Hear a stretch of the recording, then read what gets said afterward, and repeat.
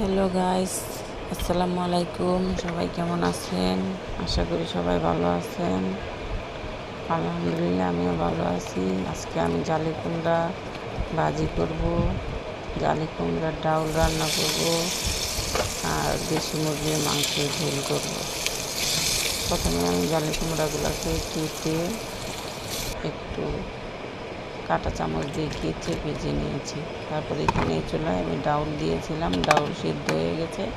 এখন আমি জালি কুমড়া দিয়ে দিছি। এখন পেঁয়াজ রসুন একটু লবণ সামান্য একটু হলুদের গুঁড়া দিয়ে এটাকে ভালোভাবে জাল করে নেব। জাল করা হয়ে গেলে, সেদ্ধ হয়ে গেলে, এখন কি সুন্দর কালার এসেছে। এখন সেদ্ধ হয়ে গেছে, আমি এখানে বাগার দিয়ে দেবো।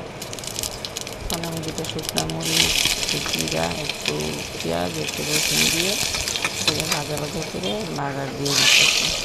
বাগার দেওয়া হয়ে গেলে এটাকে আবার একটু জাল করব, চুলায় বসে একটু জাল করব।